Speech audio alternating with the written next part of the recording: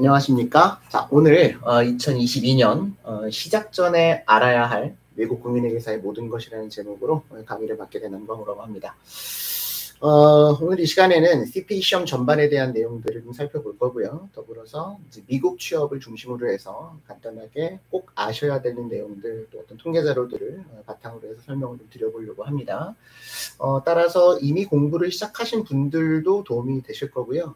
혹시 아직 AI CPA를 공부를 해야 할지 말아야 될지 고민하고 계시는 분들이 계시다면 꼭 이 시간을 통해서 인생에 굉장히 중요한 결정이니까 충분히 고민을 하시고 또 정보를 얻으신 다음에 어떤 의사결정을 하시는 그런 계기가 되시기를 바라겠습니다.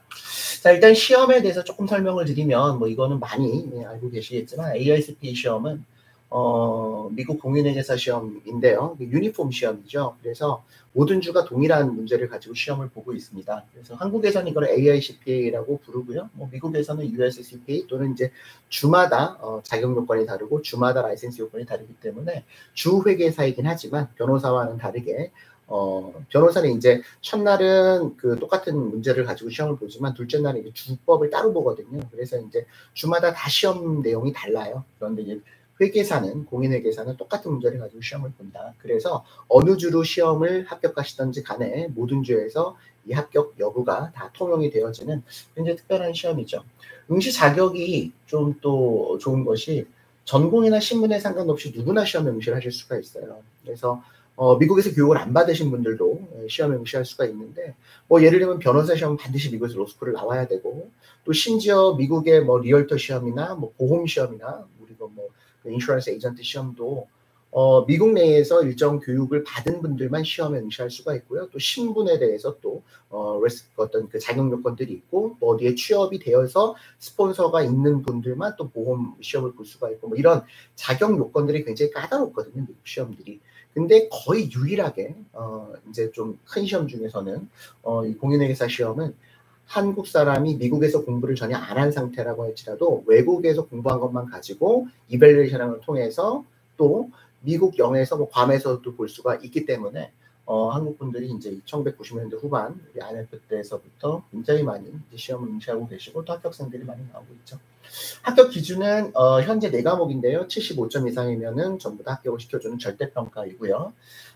그래서 이제 한국회계사와 이제 우리가 많이 비교를 하게 되는데, 한국회계사 시험은 상대평가이고, 그리고 이제 1차, 2차로 나뉘어져 있죠. 그래서 조금 뭐 운도 따르는 시험이기도 하고요. 또 내가 공부를 열심히 했는데 내가 공부한 곳에서 시험이 안 나오면은 또 좀 운이 나쁘게 떨어지고 또 1년을 기다려야 되고 뭐 이런 것들이 있는데, 그에 반해서 미국 공인회계사 시험은 굉장히 정직한 시험이라는 얘기를 많이 하죠. 그래서 75점만 넘어가면 누구나 다 합격을 하는 거기 때문에 내가 공부한 만큼 딱 그 점수가 나온다고 보시면 됩니다. 그래서 뭐 그런 의미에서는 어떤 뭐 요행이 되지 않고 운이 없어서 떨어졌다 이런 시험, 이런 어떤 변명이 불가능한 굉장히 정직한 시험이다. 노력한 만큼 그대로 점수가 반영이 되는 시험이기 때문에 누구나 꾸준히 공부해서 끝까지 가시면 합격할 수 있는 시험이라는 얘기를 하죠. 4과목인데 첫 번째 과목이 합격하고 나머지 3과목이 첫 번째 합격한 날로부터 나머지 3과목 18개월 안에 다 합격을 해야지만 전체 합격이 되어지는 것이고, 혹시 두 번째, 세 번째 과목을 합격했는데 네 번째 과목이 18개월이 넘어가 버렸으면 첫 번째 합격한 게 익스파이어 되고 두 번째 합격한 과목서부터 다시 18개월을 계산해서 그때까지 나머지 과목들을 불합격한 과목들을 합격을 해야 되고요. 시험 장소는 이제 지금 컴퓨터 베이스로 바뀌었기 때문에, 언제 바뀌었 2004년도에 바뀌었어요. 꽤 오래됐죠. 지금 15년 됐는데 그 전까지는 우리가 뭐 괌이면 괌, 하와이에 가서 전부 다 호텔에 가서 페이퍼로 시험을 봤거든요. 뭐 저도 그렇게 시험을 봤고, 근데 이제 2004년서부터 뭐 오래됐죠. 16년 됐으니까 미국 내 테스트 센터에서 내가 뭐 어디에 거주하든 상관없이 테스트 센터에서 예약을 해서 내가 날짜와 시간을 정한 다음에 시험을 볼 수 있는 좀 시스템이 많이 좋아졌죠. 그리고 현재는 2021년 12월 말까지 한국에서도 시험 응시가 가능하기 때문에 몇 가지 제약이 있지만 한국에서도 이제 아주 예외적으로 시험을 보게 해주고 있습니다. 그래서 뭐 다른 시험에 비해서는 응시 자격이나 시험 장소나 이런 것들이 좀 제약이 없는 편이다라는 말씀을 드리고요. 시험 과목은 4과목인데요. 뭐 겉으로 보기엔 4과목이지만 실제로 안으로 들어가 보면은 뭐 거의 우리가 회계학과, 미국 대학교 회계학과에서 공부하는 거의 대부분을 다 시험을 보는 거죠. 그래서 페레라는 과목에서 중급 회계, 뭐 고급 회계, 파이낸셜 어카운팅이고, 뭐 정부의 비영리 회계, non-for-profit 해서 이제 이게 물론 이제 중급 회계를 보통은 바로 들어가질 않고, 뭐 한국에서 회계학을 뭐 공부하셨거나 이미 CP를 한국 회계에서 합격하신 분들이라고 할지라도 영어로 이게 그런 그 용어를 바꿔야 되기 때문에 보통은 이제 어카운팅 프린스부터 같이 공부를 하시죠. 회계 원리서부터. 그리고 이제 레귤레이션 과목은 이게 텍스, 미국 세법이고요. 비즈니스 로, 미국의 뭐 민사법, 그다음에 이제 프로페셔널 리스폰시빌리티라서 윤리나 어떤 그 회계사로서의 법적 책임 같은 것들이 출제되고 있고요. BEC는 뭐 여러 가지 과목을 합쳐놓은 과목인데, 뭐 기업 지배구조, 뭐 경제학, 재무관리, IT, 뭐 원가관리, 관리회계 뭐 이런 쪽으로 해서 뭐 조금 이제 나중에 만들어진 과목이에요. 그래서 좀 복합적인 과목이고, 좀 특별하게는 이제 이 네 과목 중에서 유일하게 에세이 시험이 나오는, 에세이가 15점, 5점짜리 세 문제가 나오고 있고요.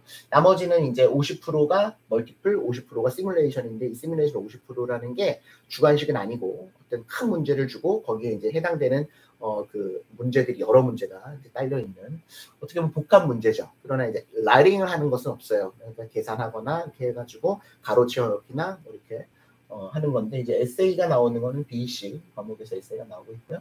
어디슨 뭐 이제 회계 장부를 어떻게 만들었는지를 공부하는 거를 이제 페레라고 한다면, 그게 제대로 만들어졌는지 안 만들어졌는지를 이제 감독하고 그거에 의견을 주는 그게 이제 어디시죠. 이렇게 네 과목입니다. 근데 이제 뭐 처음 지금 공부하시는 분들은 뭐 내용이 잘은 뭐 와닿지 않으시겠지만, 제가 말씀드리고 싶은 것은 이제 이 CPA 시험이 무슨 이제 뭐 미국에서의 리얼터 시험이나 또 인슈런스 시험처럼 무슨 한 두세 달, 뭐 서너 달, 뭐 혹은 뭐 6개월 공부해서 합격할 수 있는 시험이 아니란 말이에요. 미국 내에서는 굉장히 어려운 시험 중에 하나입니다. 근데 워낙 이제 한국 분들이 또 시험 응시를 많이 하시고 합격률이 좋은 편이기 때문에 이게 조금 자칫 굉장히 쉬운 시험처럼 여겨지시는 경우들도 있는 것 같아요. 근데 그렇지 않거든요. 그래서 전략을 잘 짜셔야 돼요. 내가 전공자인지 비전공자인지에 따라서 첫 과목을 페레를 볼지 뭐 레귤레이션을 볼지, 또 내가 전념자인지 아니면 파트타임으로 공부를 하는지에 따라서 네 과목을 한꺼번에 공부할지 아니면 두 과목 공부할지, 그래서 아니면 한 과목만 먼저 공부하고 한 과목씩 공부해서 시험을 볼지, 이런 그 전략이 굉장히 중요합니다. 그러니까는 물론 공부는 혼자 하는 거예요. 그리고 열심히 하는 게 뭐 기본적인 전제인데, 이 AICPA 시험은요, 응시 줄을 정하는 것부터가 시험의 어떤 기본 전략이에요. 그래서 내가 이 시험을 볼지 말지를 결정하고 나서 결정을 했으면 내 지금 에듀케이셔널 백그라운드에 따라서 응시줄을 어디로 할지, 응시줄을 뭐 예를 들면 메인줄을 했으면은 그러면 내가 공부하는 순서를 어떤 과목부터 이게 시작을 해서 어떤 과목으로 끝을 낼지, 그러면 그 순서대로 했을 때 내가 언제쯤 한 과목을 볼지 두 과목을 볼지 아니면 네 과목을 같이 볼지, 이것들에 대한 스케줄을 잡고 공부를 시작하셔야 되고요. 그리고 나서 첫 번째 공부하다 보면 또 스케줄이 달라질 수가 있거든요. 그거에 따라서 수시로 좀 상담을 받으시는 건 좋습니다. 그러니까는 이게 조금 굉장히 민감해요. 물론 네 과목을 다 공부를 하고 나면 이게 이어진다는 느낌이 나고 그럴 때 이제 시험 보면 좋죠. 그러니까 저는 이제 99년도에 시험 봤는데 그때는 네 과목을 이틀에 걸쳐 다 봤거든요. 그때는 무슨 공부를 먼저 어떤 과목을 할지 이런 게 아무 의미가 없었어요. 무조건 네 과목 다 공부해야 되니까. 네 과목을 다 시험 봐야 되니까. 그런데 2004년도에 이제 CBT로 바뀌면서 그때서부터 내가 한 과목씩 볼 수가 있단 말이에요. 또 두 과목 가서 볼 수도 있고, 아니면 내가 진짜 이틀에 걸쳐서 뭐 한 4일에 걸쳐서 네 과목을 한 과목씩 다 볼 수도 있고.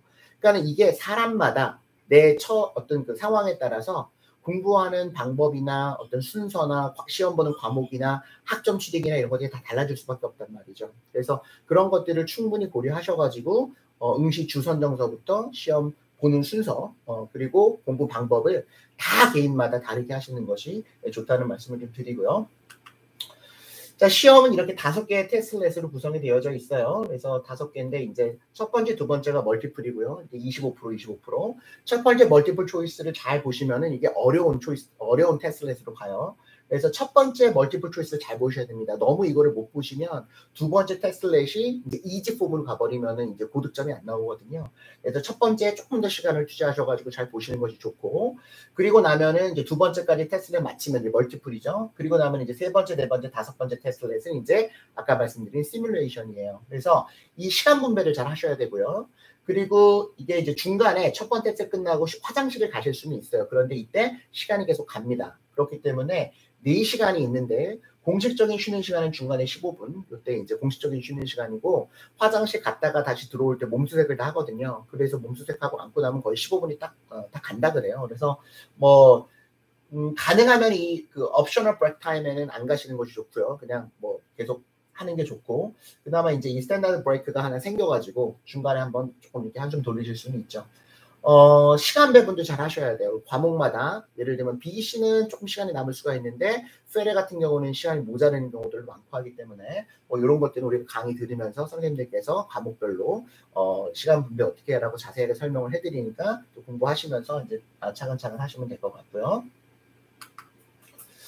자, 아까도 잠깐 말씀을 드렸지만 CPE 시험은 주마다 응시 자격이 다르고 주마다 라이센스 요건이 달라요. 그래서 내가 CPE 시험을 합격을 하고 싶다라고 해서 공부를 하겠다고 마음을 먹으셨으면 바로 시험 공부를 하시는 것이 아니라 내가 어느 주로 응시하실지를 먼저 정하셔야 돼요. 왜냐하면 그거에 따라서 내가 학점을 몇 학점을 더 취득할지가 결정이 되어져야 되고 학점 취득을 어떻게 몇 학점을 더 할지를 결정하셔야 내가 공부하는 과목, 수업을 들어야 되는 순서가 정해져요. 수업을 들어야 되는 순서가 정해져야 내가 어느 과목을 언제 볼지가 플래닝을 할 수가 있단 말이죠. 그래서 응시주를 정하기 전에 이제 내 현재까지의 그 대학교 성적 또는 대학원까지는 대학원 성적표를 리뷰를 받으셔서 그리고 시험을 보는 목적, 내가 미국 취업이 목적이냐 아니면 라이센스가 목적이냐 아니면은 뭐 개업을 하는 게 목적이냐 아니면 그냥 증을 따는 게 목적이냐 그 사람마다 다 목적이 다르단 말이에요. 뭐 대학생은 빨리 그냥 합격하는 게 목적일 수도 있고요.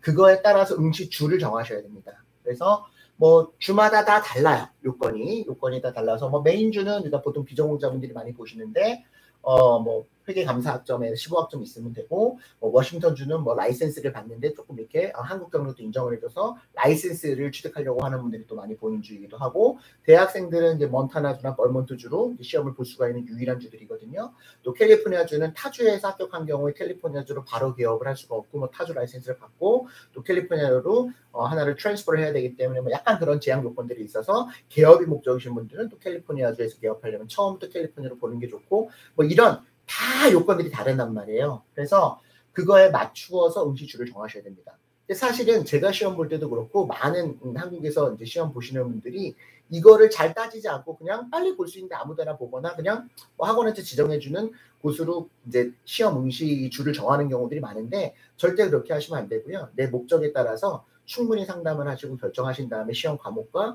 응시 순서를 공부 방법과 순서를 정하시는 것이 좋습니다.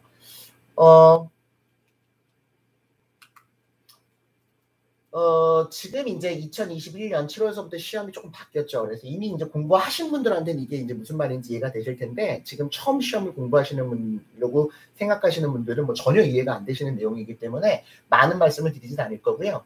지금 이제 7월서부터 시험이 바뀌어서 뭐 조금 내용이 바뀐 겁니다. 근데 이 내용은 자주 바뀌어요. 거의 매년마다 조금씩 바뀌어가지고, 페레 과목에서 대부분 뭐예요? Removed Content잖아요. 그래서 IFRS라고 국제회계 기준. 영국에서 만들어서 지금 한국에서는 채택하고 있잖아요. 그래서 IFRS가 이제 한국에서는 이게 채택이 돼가지고 지금 그 국제회계 기준에 따라서 해야 되는데 지금 미국에서는 이미 오래전서부터 우리는 IFRS 안 하겠다고 했단 말이에요. 그래서 시험에서 조금씩 나오다가 지금 이제 아예 빠져버렸거든요. 이제 이미 저희 강의에서는 오래전에 뺐습니다. 그러니까 거의 중요하지 않기 때문에. 그리고 뭐 이제 안 나온다는 게 많은 거기 때문에 페레는 뭐 기존에 공부하신 분들 그대로 공부하시면 되겠고요. 레귤레이션도 빠진 것들이 많아요. 그래서 이제 AMT라고 이제 복잡한 뭐 Alternative Minimum Tax가 이제 거의 이제 조정 항목이 없어졌고, 뭐 또 상법에서 이제 증권법이 또 빠졌고, 뭐 빠졌습니다. 그러니까 이거는 뭐 특별히 신경 안 써도 되는 내용들이고. 근데 이제 어디시 좀 바뀌었어요. 이게 새로 들어온 거예요. 신규 도입이 있잖아요. 신규 도입. 그러니까 신규 도입이 됐다는 게 이제 중요한 거거든요. IT 시대고 좀 빅데이터잖아요. 그러니까 요즘 이제 회계 감사라면 얘는 샘플링 같은 거 하고 플레이트 테스트 같은 걸 이제 서브젝트 테스트를 할 때 이제 무슨 이런 그 증거 수집 같은 걸 많이 하는데 이런 빅데이터에 기반한 그런 그 현대적인 어떤 요청들이 점점 많아지는 거죠. 그래서 뭐 자세하게는 설명드리기는 어렵지만 이 부분, 그러니까 네 과목 중에 어디시 조금 바뀌었고 이 부분은 공부를 좀 더 해야 된다. 라고 이제 알고 계시면 되겠고요. 이제 어디에 업데이트되는 부분은 이미 이제 강의 촬영을 다 해서 지금 저희 그 사이트에 올려져 놨으니까 우리 이미 이제 캐플리에서 공부하고 계시는 분들은 이미 7, 8월에 시험 보지 말라 그랬잖아요. 7, 8월에 굳이 오디트를 볼 필요 없다. 아직 아무것도 없으니까. 근데 그래도 내가 이게 마지막 과목이기 때문에 7, 8월에는 꼭 봐야 되겠다고 하시는 분들은 시험 보시기 전에 그 특강을 꼭 보시고 시험 보시면 좋겠고요. 혹시 이제 10월, 11월이나 아니면 이제 2022년에 보실 분들은 이제 7, 8월에 시험 보신 분들이 이제 시험 보고 오면은 조금 이제 어느 정도 데이터가 쌓일 거 아닙니까? 그러면은 이제 12월, 11월쯤에 또 그거에 맞추어서 업데이트 강의를 또 제공을 해드릴 거니까 가능하면 어디슨 이제 2022년에 보시기를 이제 추천을 드리죠. 왜냐하면 조금 많이 바뀌었기 때문에 새로 들어온 것들이 있기 때문에 BEC 같은 경우에도 이게 IT 부분이 좀 강화가 된다 이렇게 생각하시면 되겠고요. 이제 재무관리나 이코노믹스 같은 경우는 비중이 조금 줄어들었어요. 그래서 이게 현실입니다. 그러니까 실제로 실무를 함에 있어서 미국에서 점점 IT, 빅데이터 뭐 이런 우리가 이제 소위 말하는 이제 점점 4차 산업혁명에 가까워지는 뭐 그런 부분들이 강조가 되고 있고 그런 부분들이 실무에 많이 적용이 되다 보니까 미국의 CPA 시험은 뭐 한국은 조금 아닌 것 같아요. 한국은 이론 중심이고 실무가 그렇게 완벽하게 이제 시험에 반영되진 않는데요. AI CPA 시험의 특징 중에 하나가 뭐냐면 지금 현재 실무에서 쓰이고 있는 게 그대로 시험에 나온단 말이에요. 그게 조금 한국 시험과는 달라요. 그러니까 굉장히 프랙티컬한 시험입니다. 그래서 지금 현재 쓰여지고 있는 것들이 그대로 지금 시험에 나오는 것들이 많기 때문에 계속해서 시험이 업데이트가 되는 거죠. 그래서 교과서용 시험이 아니다. 실무용 시험이다 라고 생각하시면 조금 더 맞을 것 같아요.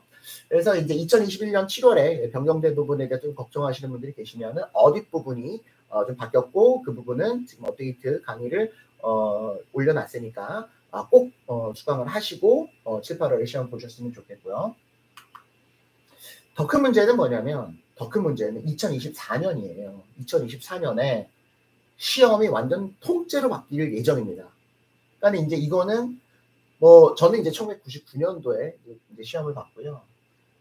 그리고 시험이 완전히 크게 하면 바뀐 게 아까 말씀드린 2004년도 제가 뉴욕에 이제 교환교수로 왔을 때 그때 이제 시험이 한번 바뀌었어요. 페이퍼를 보다가 CBT 컴퓨터 베이스 테스트로 바뀌었거든요.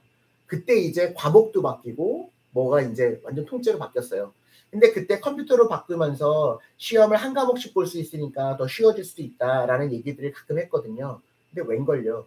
시험의 합격률은 완전히 떨어졌습니다. 컴퓨터로 바뀌면서. 그리고 그 이후로 시험이 한 2번 정도 조금씩 바뀌었는데 바뀔 때마다 미국 시험은 무조건 어려워져요.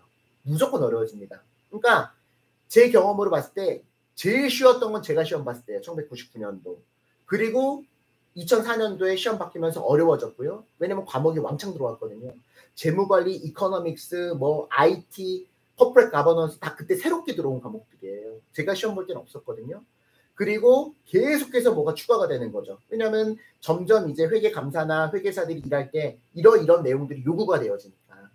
그런데 2024년도에는 지금 아예 과목을 바꿔버리겠다는 거거든요. 그러니까는 지금 나와 있는 가이드라인입니다. 아주 확정화는 아니고요. 지금 어카운팅 한 과목, 페레 과목이겠죠. 근데 페레 과목만 볼지 아니면은 지금 BC에는 뭐 원가나 관리 얘기도 아마 들어올 것 같은데 어카운팅 과목 한 과목, 그 다음에 원래 있던 어딧 한 과목, 이거는 기본이니까 거기에 텍스 앤 테크놀로지, 그러니까 우리가 레귤레이션에 있는 텍스 과목하고 IT 분야에 있는 IT, 그러니까 BC에 있는 IT가 접목돼가지고 이게 한 과목, 이거는 필수 과목이 될 거고요. 그 다음에 이제 옵셔널로 Tax Compliance and Planning, Business Reporting Analysis, 그 다음에 Information System and Control, 세 개 중에 하나를 지금 택할 수 있도록 되어져 있어요. 그러니까 이제 비즈니스 로나 뭐 아니면 이제 Economics, Financial Management 이런 것들은 조금 이제 덜 중요해지는 거죠. 그죠?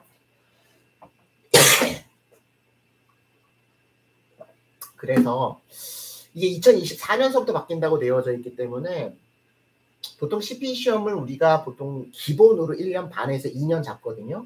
그러면 지금 시작을 하셔야 돼요, 공부를. 2021년도에 시작을 하셔야 2022년도에 시험을 이제 첫 응시하거나 아니면 2023년도에 응시할 거란 말이에요. 그러면 2023년도에 응시하신 2023년도에 다 끝을 내셔야 되니까. 그러니까 지금 한 2년 남았잖아요. 그러니까 이게 마지막 어떻게 보면 기회입니다. 시험 바뀌기 전에. 그래서 지금 이게 20년 만에 바뀌는 거죠. 2004년도에 바뀌었으니까 뭐 트럼프가 뭐 세제 개혁을 해서 세법이 조금 바뀌고 이런 건 바뀌는 것도 아니에요. 오히려 이거는 지금 시험 어떤 그런 구성을 통째로 바꾸는 거기 때문에 2004년도에 페이퍼에서 CBT로 바뀌었다가 지금 20년 만에 지금 이렇게 새롭게 바꾸겠다고 하는 것들이기 때문에 뭐 이게 조금은 이제 변화가 있을 수도 있어요. 뭐 이게 조금 늦춰질 수도 있고 뭐 그렇겠지만 제 생각에는 CPE 시험을 지금 준비할 생각을 혹시라도 하고 계시거나 지금 공부를 하고 계시는 분이 있다면 무조건 2023년도까지 끝내야 된다라는 말씀을 드립니다.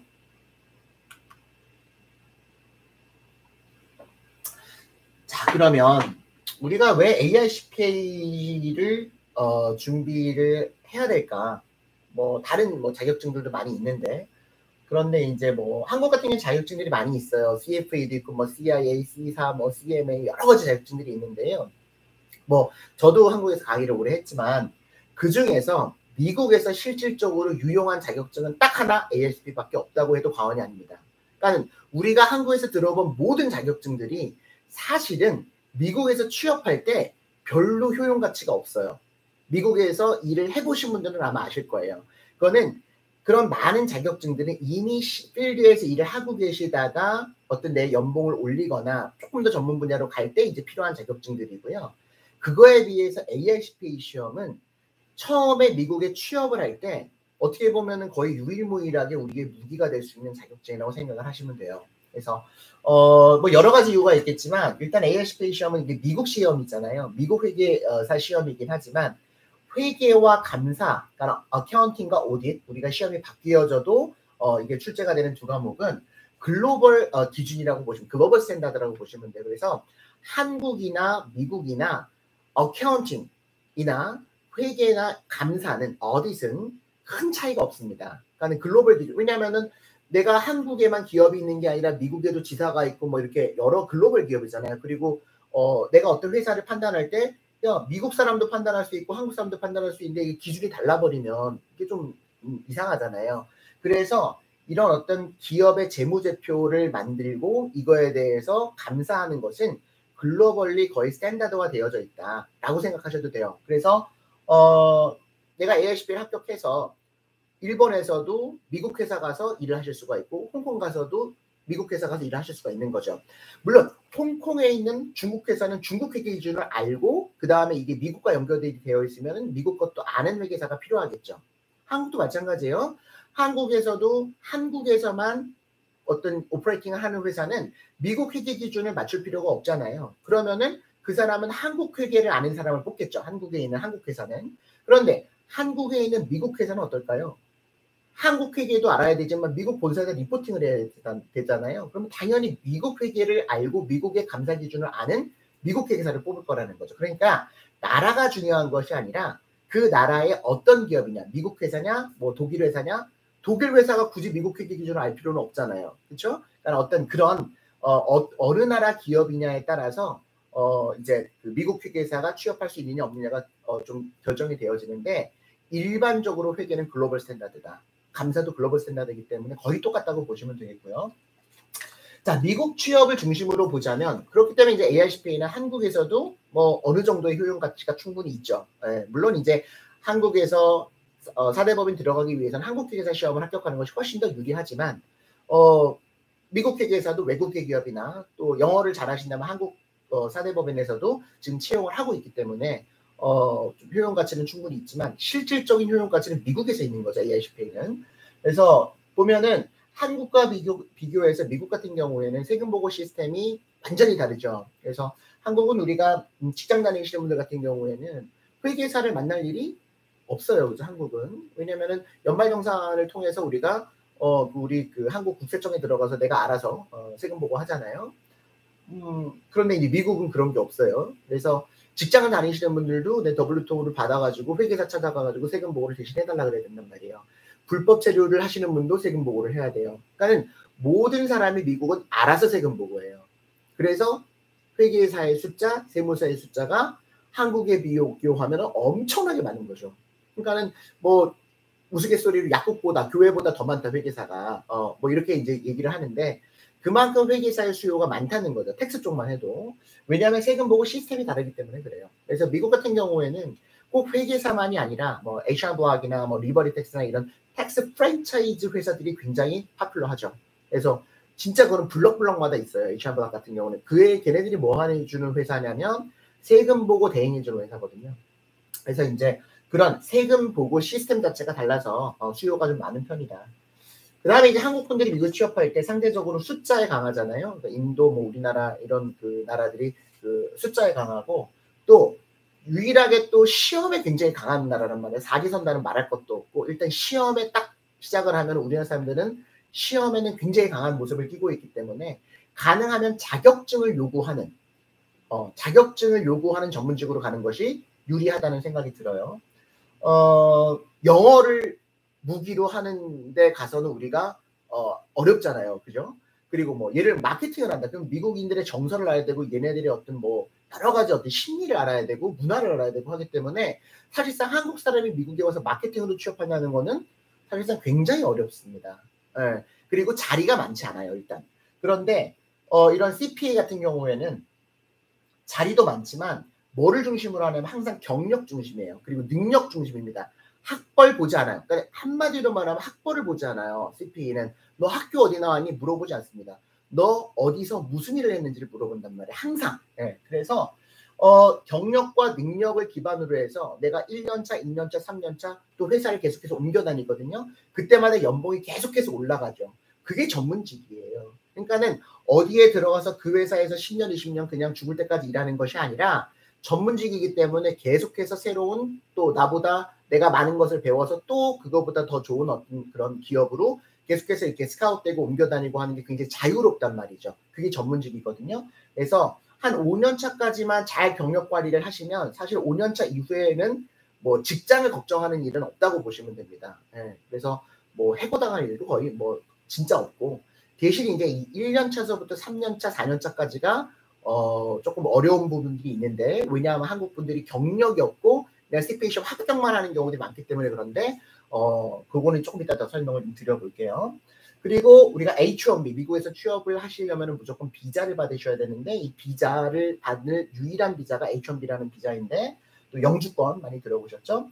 그러니까 이런 신청을 하려면 인더스트리마다 어떤 그 H1B나 취업 비자가 잘 나오는 거 또 많이 포지션이 있는 거 없는 거 이런 게 다 나누어져 있단 말이에요. 거기서 이따가도 이제 도표를 보고 말씀을 드리겠지만 CPA나 이런 어카운팅 쪽 이쪽이 어느 정도의 위치를 차지하고 있는지 한번 보시면 아시겠지만 컴퓨터 소프트웨어나 컴퓨터 IT 쪽을 빼놓고는 바로 그 다음 단계라고 보시면 됩니다. 그러니까는 거의 컴퓨터 분야를 제외하고는 미국에서 취업하기에 가장 유리한 분야다라고 알고 계시면 될 것 같아요.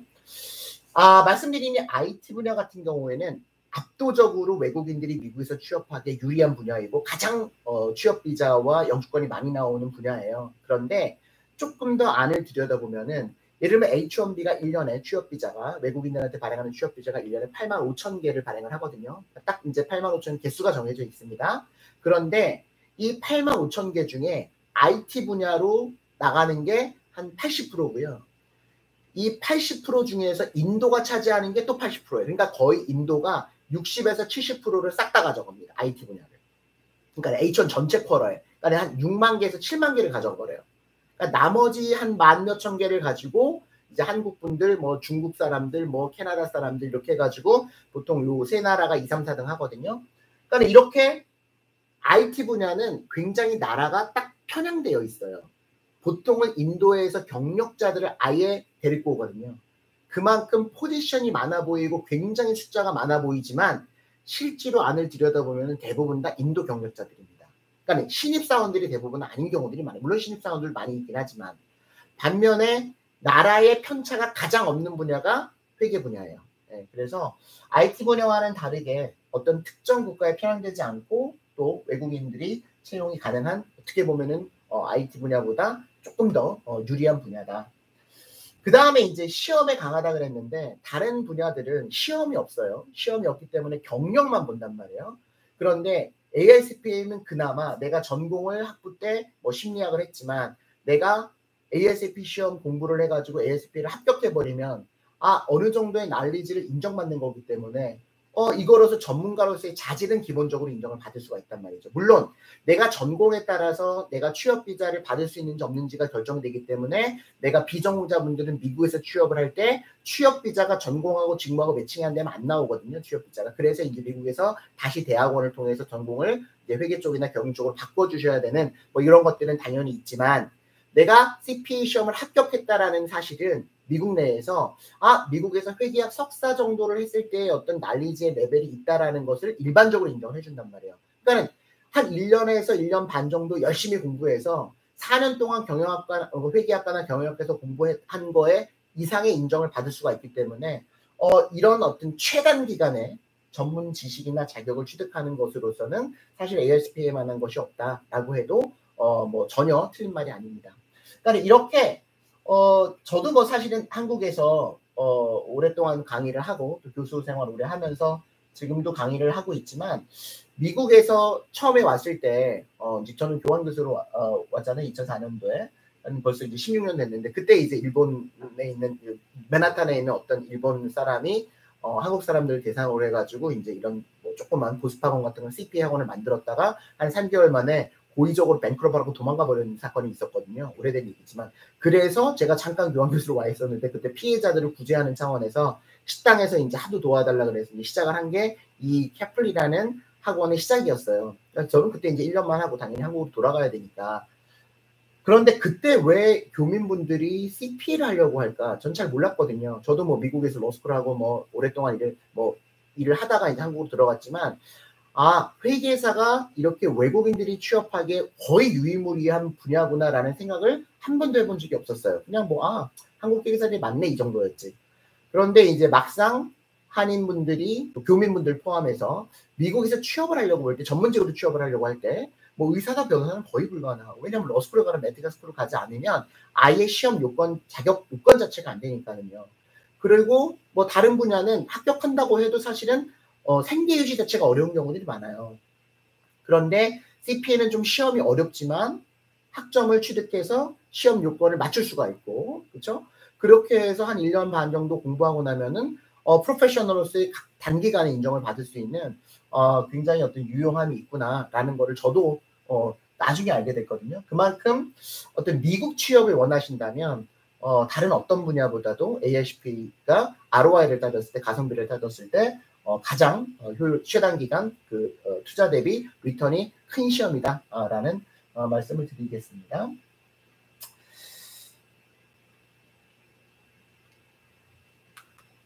자, 그러면 활동 분야 한번 볼게요. 활동 분야 아까 잠깐 설명을 드렸는데요. 우리나라는 보통 ASP 아니라 이제 KISP라고 하는데 한국 회계사 시험을 합격하고 나시면 보통들은 어디로 갑니까? 거의 뭐 대부분 다 4대 법인을 갖는다고 생각을 하시죠. 그리고 우리가 만나게 되는 회계사들은 보통 4대 법인에 계시는 회계사분들이나 만날 일이 거의 없죠. 뭐 사업하시는 분들 아니면은 4대 법인에 계시다가 나오셔서 차렸거나, 그죠? 보통 뭐 일반 기업에서 보통 CPA들이 잘 이렇게 있는 경우들이 많지는 않단 말이에요. 아직까지는.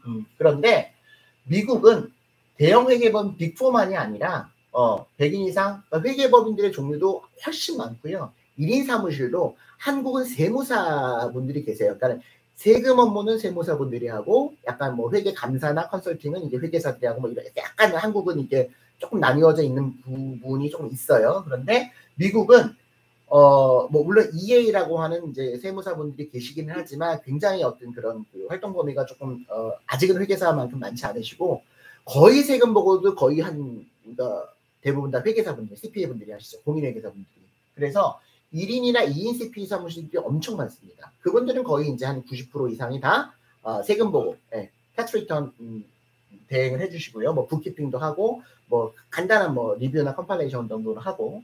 그래서 퍼블릭 어카운팅으로도 갈 때 분야들이 뭐 다양하죠. 물론 북키핑은 이제 일반 회계사무소에서 많이 하지만 요즘은 이 컨설팅 분야로 많이 갑니다. 컨설팅, 퍼블릭도 점점 이 컨설팅 분야의 범위를 넓혀가고 있거든요. 그래서 뭐 밸류에이션, 뭐 IT, 뭐 프라인식, M&A 등등.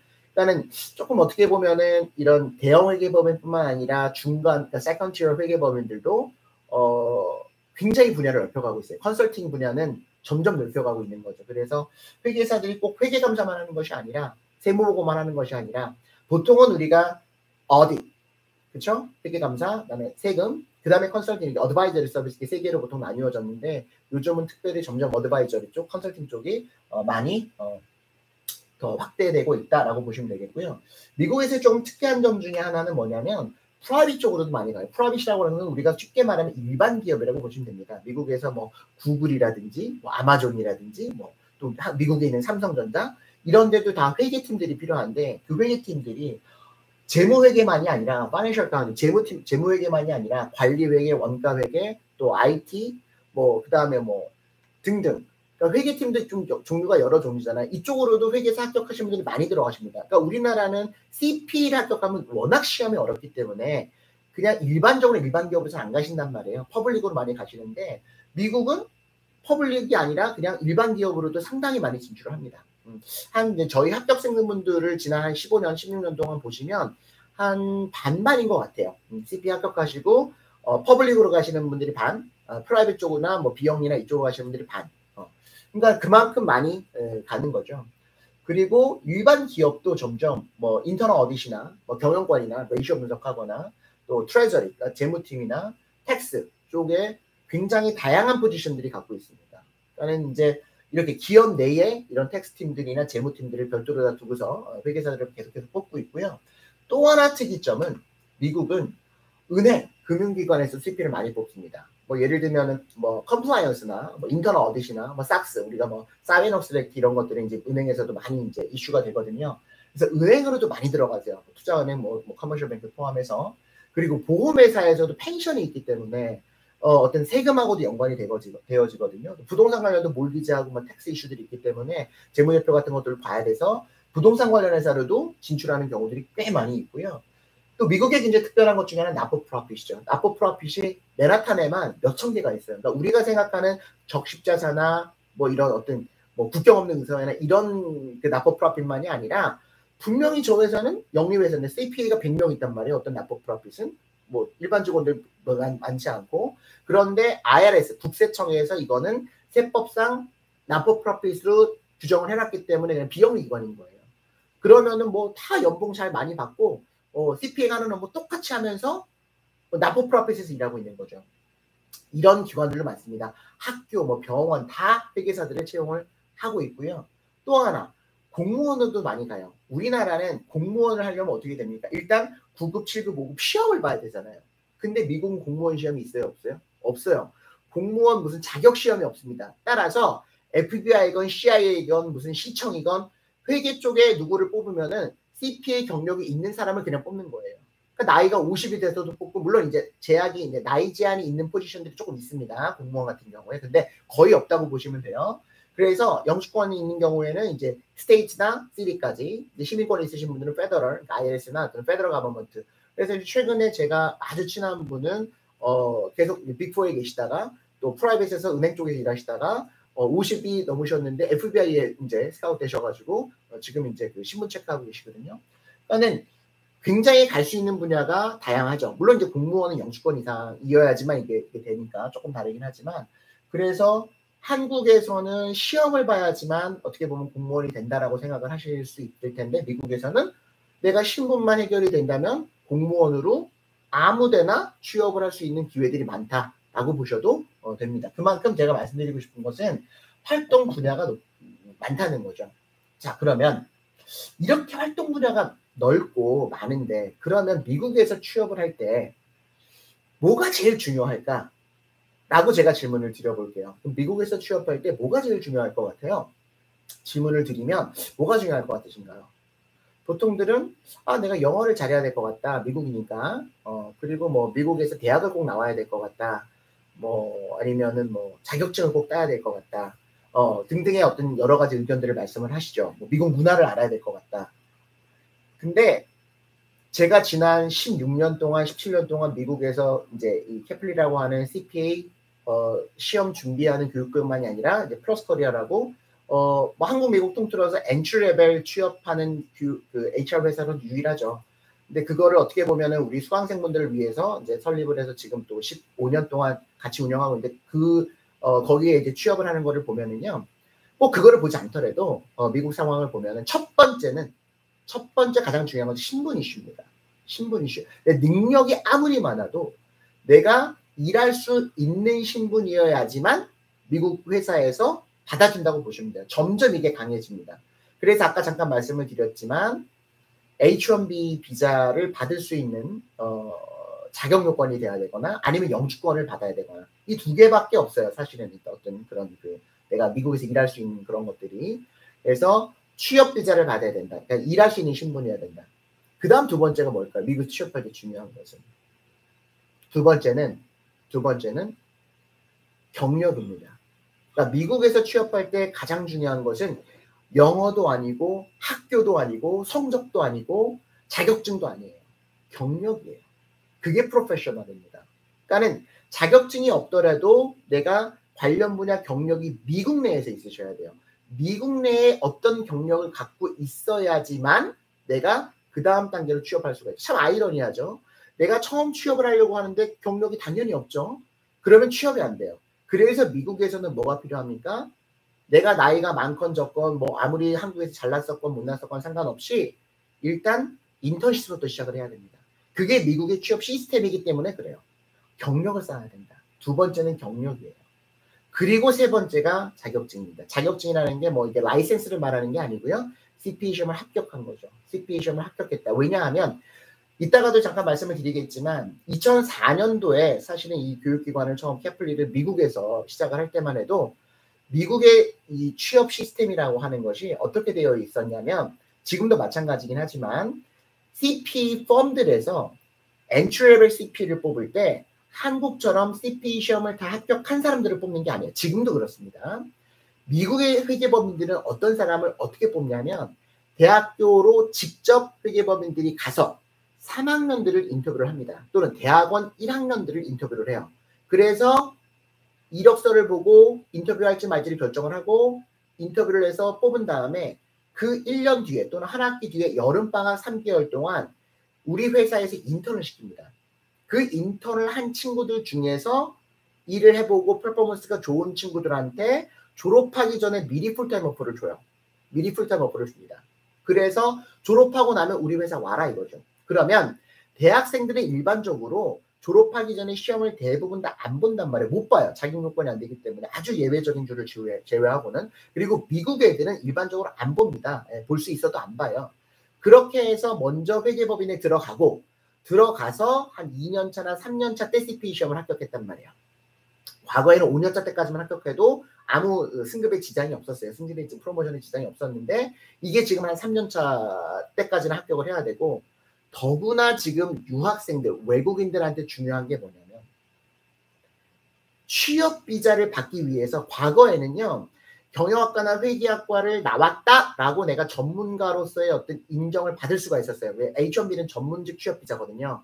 그런데 이게 너무나 까다로워져서 혹시 유튜브에서 H-1 비자 무엇이 문제인가? 라는 제목의 어떤 제가 강의를 해놓은 게 있거든요. 그 강의를 꼭 보셨으면 좋겠는데 그 강의를 보시면 아시겠지만 지금 이제 취업 비자가 85,000개인데 한 20만 개 들어와서 3대1 추첨해가지고 3명 중에 2명은 떨어진단 말이에요. 추첨해서. 그러면 이 추첨이 된 다음에는 예전에는 거의 다 그냥 비자가 나왔단 말이에요. 그런데 이 추첨된 친구들 중에서 PwC나 뭐 딜로이트나 이런데 추첨이 돼서 봉투 열어가지고 심사를 해보니까 그 중에서 25%, 30%가 그 다음에 디나이가 나는 거예요. 왜 그런가 봤더니 CPA가 없다 이거지. CPA 시험 합격하지 않았다. 나는 외국인인데 그냥 경영학과 회계학과만 나온 걸로는 내가 이거 전문가로서 인정받기가 좀 어렵지 않냐 라고 하는 취지의 어떤 걸로 인해서 PwC 일하고 있다가 비자도 다 추첨이 됐는데 갑자기 디나이를 나오는 경우가 많아요. 걔네들의 어떤 리스트들을 가만히 보니까 CPA 시험을 아직 합격을 안 한 거예요. 이게 최근 트렌드로 완전 바뀐 겁니다. 완전 바뀌었어요. 그래서 외국인이 미국에서 취업하기 위해서는 뭘 하셔야 되냐면 첫 번째 신분 해결하셔야 되고요. 두 번째는 경력 쌓으셔야 되고요. 세 번째는 CPA 시험을 꼭 취업 비자 들어가기 전에 합격하셔야 돼요. 라이센스는 필요 없습니다. 4과목 다 합격하셔야 돼요. 물론 프라이빗 쪽은 CPA가 없어도 연봉 좀 높여가지고 취업 비자가 나오는 경우들이 있는데 퍼블릭 쪽은 우리가 아까 말했던 뭐 4대 법인이나 뭐 세컨티어나 뭐 100명 이상 회계사들이 있거나 심지어 1인 사무실, 2인 사무실인 경우에도 CPA 시험을 거의 합격해야지만 취업 비자가 나온다라고 지금은 생각하고 준비를 하셔야 된다는 얘기죠. 그게 15년 전과 지금 너무 많이 달라졌어요. 그래서 그런 부분들을 좀 충분히 인지를 하고 계셨으면 좋겠고요. 자, 그래서 한번 볼게요. H1B가 이제 취업 비자, 그러니까 한국에서는 내가 영어가 완벽하고 한국 회계사로서 20년, 뭐 10년을 일을 했고, 뭐 서울대학 나왔고, 뭐 한국 회계법인에서 5년을 일했고, 이래도 미국 회계법인을 바로 뽑을 수가 없어요. 왜냐하면 바로 데려다가 일을 시킬 수가 없거든요. 왜? 비자가 없어서.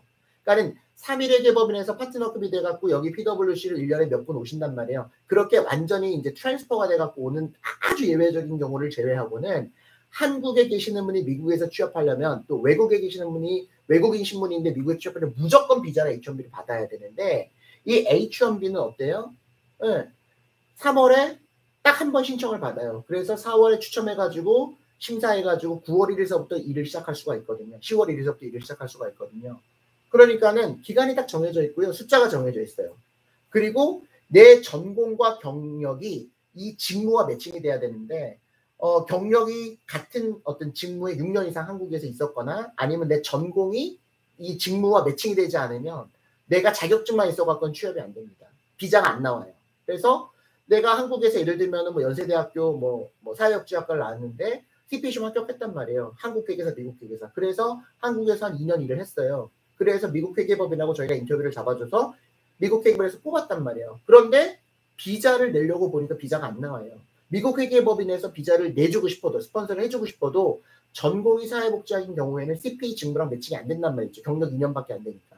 그렇죠? 자격증이 있어도 안 돼요. 그만큼 이제 전공이 중요하거든요. 또 딱 3월에 신청해서 3월 신청 딱 그때밖에 안 받기 때문에 인터뷰를 5월에 하면 뽑고 싶어도 내년 3월까지 기다려야 돼요. 내년 3월까지 기다렸다가 비자 넣어서 추첨해가지고 심사해서 비자가 나와야지 미국으로 데리고 올 수가 있거든요. 그러니까 한국에서 아무리 내가 능력이 있어도 비자 이슈 때문에 취업이 불가능한 것이 현실이에요. 이거를 간과하시면 안 됩니다. 그런데 한국 경력만 있는 사람은 미국 회계법인에서 뽑는 경우는 거의 없습니다. 그러니까 미국 경력이 있어야 된다는 거죠. 그리고 CPA 자격증 이 세 가지인데 그래서 H1B를 보니까 자 보세요.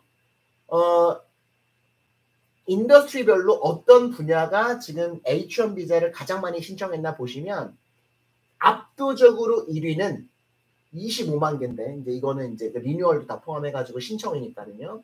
컴퓨터 시스템 디자인 앤 릴레이트 서비스가 IT 분야가 압도적으로 1등입니다. 25만 개요. 그 다음에 이제 매니지먼트 사이언트, 뭐 사이언틱, 뭐 테크니컬 컨설팅 서비스인데 이 중에서 이제 매니지먼트 서비스, 컨설팅 서비스에 이제 CPA들이 좀 들어가죠. 한 3분의 1, 뭐 3분의 1 정도 보시면 되겠고요. 그 다음에 교수들, 그 다음에 뭐 일렉트릭 쇼핑 앤 메일 오더 하우스인데 아마존 같은 데죠. 인터넷 그런 쪽. 소프트웨어 퍼블리셔, 그 다음에 아키텍처 엔지니어 릴리트 서비스, 그 다음에 이제 7위가 어카운팅이에요. 그러니까는 공대나 이공계 쪽이 아니고서는 사실은 문과대, 뭐 조금 나누긴 애매하지만 문과대에서 취업할 수 있는 거의 유일무이한 분야가 매니지먼트 컨설팅이나 파이낸스나 어카운팅 쪽인 거죠. 그러니까 파이낸스는 굉장히 분야가 조금 한정적이기 때문에 자리는 많지 않거든요. 그래서 어떻게 보면은 이제 H1 신청 인더스트리 봤을 때 어카운팅이 뭐 어떻게 보면은 한국 사람들이 조금 30대가 돼서 또는 이미 대학을 졸업한 상태에서 다시 컴퓨터 사이언스를 전공을 해가지고 코딩 공부하고 알고리즘 공부해서 하기는 좀 어렵잖아요. 네. 왜냐하면 그렇게 해서 경쟁해야 되는 게 인도 애들이거든요. 근데 인도 친구들은 인도에서 아웃소싱 받아가지고 막 5년, 10년 일했던 친구들이 바로 미국으로 온단 말이에요. 네. 그래서 뭐 코그니전트, 타타 이런 회사들이 엄청난 숫자로 인도에 직접 데려오거든요. 그런 애들하고 경쟁하기는 거의 어려워요. 네.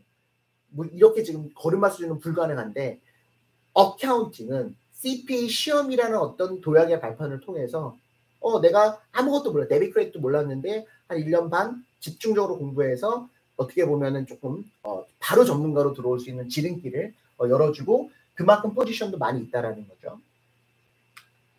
아큐페이션으로 볼게요. 아까는 인더스트리 받고 직업이죠. 어떤 직업이 H1B를 많이 받았나를 한번 보세요. 제가 읽어드리진 않겠지만 소프트웨어 디벨로퍼, 컴퓨터 시스템 애널리스트 쭉 보시면 전부 다 뭡니까? 전부 다 1등부터 10등까지 여기 뭐 부등의 메카니컬 엔지니어를 제외하고는 전부 다 컴퓨터가 들어가요. 그러니까 다 IT입니다. 그러니까 미국에서 외국인이 취업할 때 가장 유리한 분은 IT인데 아까도 말씀을 드렸지만 숫자상으로 이렇게 나와 있으나 이 숫자의 70에서 80%가 전부 다 인디아예요. 인디아. 8만 5천 개 중에 7만 개 갖고 가요. 인도가. 그러면 회계사는 어디쯤 있나 봤더니 매니지먼트 애널리스트. 그러니까 우리가 재무제표 분석하는 거거든요. 그러니까 기업 일반 기업으로 들어가거나 컨설팅 서비스에 들어가는 거고요. 파이낸스도 비슷합니다. 경영 분석이나 재무 분석. 그다음에 어카운턴트 어디터가 이쯤에 있어요.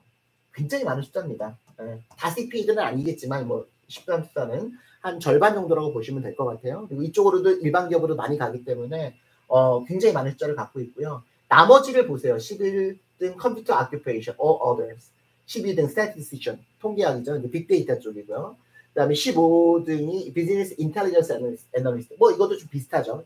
비즈니스 애널리스트에 전부 다 통계도 들어가고 IT도 들어가고 회계도 들어가요. 그다음에 데이터베이스 어드미니스트레이터, 일렉트리컬 엔지니어스. 그러니까는 문과대생이 할 수 있는 거는 사실은 이렇게 노란 글씨 되어 있는 거 몇 개밖에 없고 숫자 갖고 하는 거. 그 이외에는 취업이 불가능하다는 얘기죠. 왜? 비자가 안 나와요. 비자를 받을 수가 없다는 거죠. 취업 비자 자체를 받을 수가 없어요. 그만큼 포지션이 많다는 얘기이기도 합니다. 외국인들이 갈 수 있는 포지션들이. 회사를 한번 볼게요. 1, 2, 3, 4, 5. 커그니전트 2등 아마존, 3등 타타, 4등 구글, 5등 인포시스인데 1등부터 5등까지 들어본 기업 몇 개 있어요. 그렇죠. 아마존, 구글은 들어봤는데 1, 4, 5등은 안 들어보셨죠. 이 1, 4, 5등이 뭐냐면 전부 다 인도의 헤드쿼터를 두고 있는 IT 어떻게 보면 아웃소싱 회사예요. 압도적으로 인도에서 다 데리고 가버리는 거죠. 구글보다 아마존보다 더 많이 데리고 오는 거예요. 커그니전트에서. 이거를 막으려고 이제 트럼프가 인도에서 직접 데리고 왔을 때는 그 회사에서만 일한다 뭐 이런 법을 바꾸고 난리를 치고 있는 건데 뭐 이제 바이든이 되면서 여전히 이거는 유지가 되고 있지만 그래도 워낙에 경력자들이 많기 때문에 다 데리고 들어오는 거죠. IT 분야라고 보시면 됩니다. 물론 구글에도 회계사가 들어가기도 해요. 회계팀으로. 인포시스에도 회계팀으로 들어가기도 해요. 몇 명 안 돼요. 네. 그리고 6등, 7등이 뭐 빅4 우리가 알고 있는 어네스앤영, EY로 지금 이름은 바뀌었고 EY, 그다음에 딜로이트 이쪽이 회사별로 봤을 때 8,900명, 8,000명 굉장히 많은 거죠. 다시 마이크로소프트 IBM이에요. 회사로 봤을 때도 어떻습니까? IT 회계 말고는 없다고 보셔도 과언이 아닌 거죠. 그게 현실입니다. 그러니까 이거를 놓치시고 그냥 내가 뭐 미국에서 취업을 뭐랄까 하시 통계를 보셔야 돼요. 자료를. 그래서 사실 저도 잘 몰랐거든요. 뭐 변호사 할 때도 몰랐고 그냥 뭐 회계 숫자니까 한국 사람들이 조금 많이 가겠지 했는데 그 정도가 아니라 어떻게 보면은 진짜 전문적으로 한국 사람이 미국에서 다시 뭐 진짜 대학 수업도 다니지 않고서 뭐 엔지니어나 IT를 하지 않고서 취업할 수 있는 거의 유일한 분야가 아닌가 하는 생각도 듭니다. 자, 그러면 이제 2004년도에 뭐 너무나 아까 우연히 회사를 만들게 됐죠. 뭐 한국에서 저도 이제 오래 강의를 했거든요. 이제 뭐 2001년, 2년, 3년에 한국의 3.1회계법인, 또 안진회계법인 한국 회계사들도 뭐 계속 가르쳤고, 뭐 한국에서 이제 제일 큰 학원에서 뭐 또 오랫동안 강의도 하고 하다가 이제 너무 강의하는 게 조금 뭐랄까 지루하고 그래서 1년 이제 안식년차 미국에 왔었는데 이제 그런 아까 말씀드린 일본 사람이 하는 그런 좀 그런 데서 이제 사기를 당하시고 한국 분들이 신문에도 크게 났어요. 그래서 이제 그분들의 평균 연령이 40대 후반이었거든요. 그러니까 한국에서 대학생들만 보다가 학원에서 그때는 막 이렇게 200명, 300명 이랬어요. 리뷰 강의 막 500명씩 들을 때도 있었거든요. 막 강의실 8개에다가 이렇게 다 비디오. 왜냐면 그때만 해도 페이퍼를 보는 거였기 때문에 한 학원에서 1000명씩 비행기 타고 왔을 때예요. 뭐 지금은 우리가 상상을 할 수 없지만 뭐 그때는 또 재밌는 에피소드도 많았는데 그러다 이제 미국에 왔는데 뭐 한 20명 이렇게 뭐 같이 강의하는 게 너무 좀 그렇잖아요. 그런데 이제 그분들의 사연들을 듣다 보니 야 이게 정말 어떻게 보면은 참 그렇구나 해서 이제 시작을 한 거였죠. 뭐 약간 어떻게 보면은 그랬는데 이게 벌써 이제 17년이 됐어요. 그래서 미국 내에서는 단언컨대 가장 많은 합격자를 배출했고 또 가장 높은 합격률을 자랑하고 있습니다. 교육기관이 많지도 않지만. 그리고 이제 한국교육기관에서는 최초 이거 유일하게 2011년도에 미국 국민회계사 협회와 라이센스 계약을 맺었죠. 기출문제. 그래서 지난 이제 20년 기출문제 저희가 전부 다 받아서 그거를 강의에 100% 활용할 수 있는 아마 유일한 한국 기관일 겁니다. 그래서 저작권 라이센스를 우리가 갖고 있고요. 강사분들이 다 미국에서 실제로 4대 법인에서 일하고 계시는 분들이 대부분이시고, 그래서 점점 아까도 말씀드렸지만 시험의 추세가 미국 실무 중심으로 가요. 그러니까는 뭐 저도 한국에서 오래 강의를 했지만 한국에서 강의하시는 선생님들 너무나 훌륭하시거든요. 근데 이제 미국에서 실무를 해보신 경험들은 없으세요. 대부분이. 뭐 다는 아니겠지만. 그런데 점점 이 추세가 실무 위주로 갑니다. 특히나 텍스, 어딧 이런 거는 정말 실무를 많이 물어보거든요. 그래서 그런 쪽의 실무 경험을 반영한 강의를 하시고, 또 하나는 한국에서는 뭐가 있냐면요, 우리가 라이브 강의를 촬영을 해요. 저도 마찬가지였고요. 그래서 2달 단위로 강의가 이루어집니다. 왜냐면 뭐 나는 강의를 짧게 할 수 있으니까 저는 한 달만 할게요, 이게 안 되거든요. 다 똑같이 커리큘럼에 따라 돌아가기 때문에. 그런데 이제 제가 강의를 시작할 때 이게 무슨 2달 단위로 막 여러 강의를 한 게 아니었기 때문에 가장 짧게 강의 커리큘럼을 만들었어요. 그래서 이제 별도로 우리가 촬영을 했단 말이에요. 그래서 그냥 이렇게 생각하시면 쉬울 것 같은 게, 한국 학원 강의보다는 훨씬 짧아요. 그러나 베커나 어떤 진짜 리뷰 강의들 있잖아요. 미국의 리뷰 강의, 걔네들은 이제 보통 회계사에서 일을 하고 있는 친구들을 대상으로 해서 강의를 하거든요. 그 강의보다는 훨씬 길어요. 그러니까는 제가 볼 때는 이 정도의 양이 적정하다고 봅니다. 왜냐하면 지난 16년 동안 해본 결과 너무 많이 강의를 할 필요는 없어요. 왜냐하면 시험에 뭐 안 나오는 것들은 굳이 강의할 필요가 저는 없다고 생각하거든요. 어차피 실무 가서 배우셔야 되는 것들이기 때문에. 그런데 어떤 한국 학원의 어떤 그런 그 스케줄 때문에 뭐 내가 더 많이 뭐 강의하고 많은 걸 공부하시면 좋긴 하지만, 시험 목적상으로는 딱 시험에 필요한 부분들을 가장 잘 정리됐게 짧게 공부하시면 좋다고 저는 생각하기 때문에, 그런 부분에서 아마 시간을 비교해 보시면 대부분의 어떤 한국에서 라이브 강의를 촬영해서 이제 온라인으로 제공하고 있는 그런 교육기관들의 선생님들도 너무 좋고 강의도 좋지만 시간적으로 굉장히 짧게 되어 있을 겁니다. 제가 공부만 해도 한국에서 강의할 때 3분의 1로 강의했어요.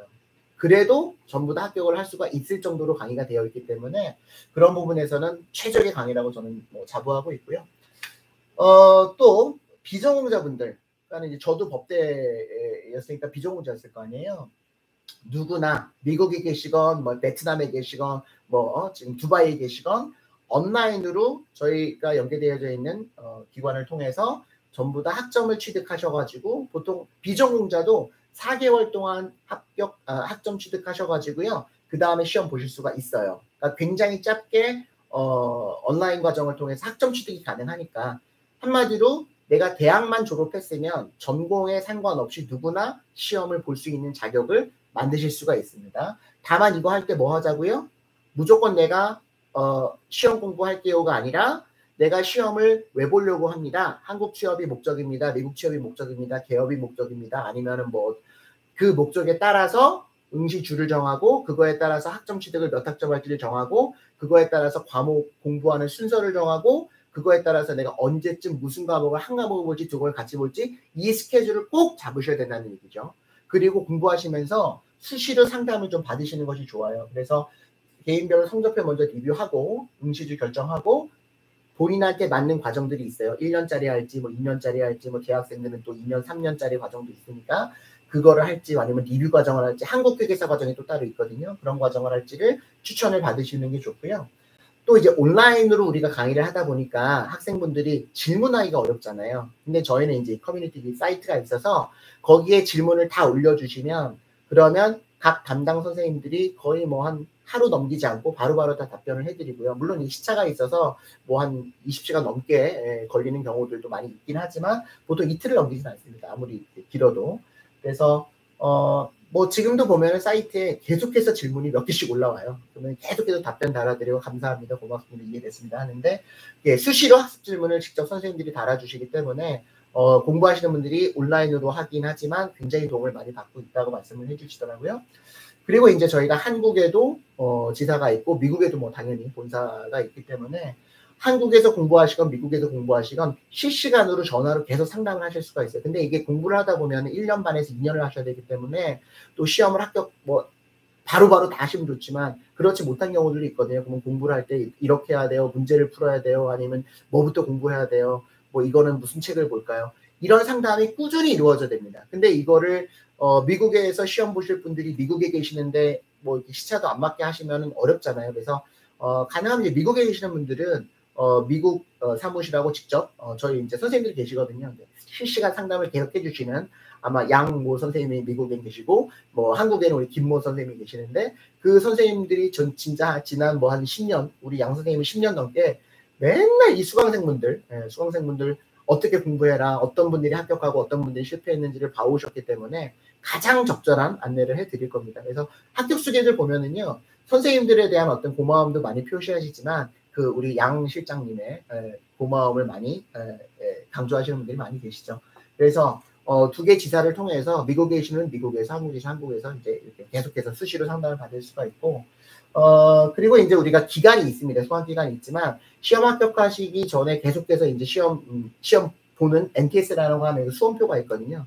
그 수험표를 제출해 주시기만 하면 계속해서 무제한으로 시험 합격할 때까지 연장을 수강 기간을 연장을 해드리니까 빨리 합격하면 좋죠. 어쨌든 한 1년에서 2년 안에 빨리 합격하시면 좋지만 혹시 그게 안 되더라도 이렇게 연장을 해드린다라는 이제 저는 그래서 한국에서도 있고 미국에서도 있지만 저는 이제 계속해서 왔다 갔다 하거든요. 만약에 CP를 공부하실 거다 미국에 계신다 그러면 당연히 저는 캐플리에서 공부하시는 것이 당연히 최선의 선택이라고 생각을 하시고요. 한국에 계시는데 라이브 강의를 들으시려고 하시는 분들은 이제 학생분들 전념하시는 분들은 오프라인 강의를 한국의 학원에 가서 들으시는 게 좋고요.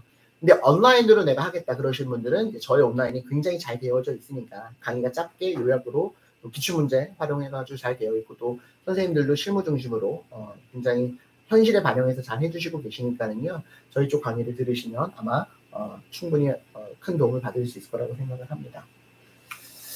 자, 이렇게 해서 혹시 궁금하신 거 있으시면요. 저희 캐플리.net 들어오시면 되겠고요. 그래서 미국은 917-4602-3460으로 한국은 561-6307로 혹시 한국에 상담받으실 분은 삼성동 사무실로 오시면 되고요.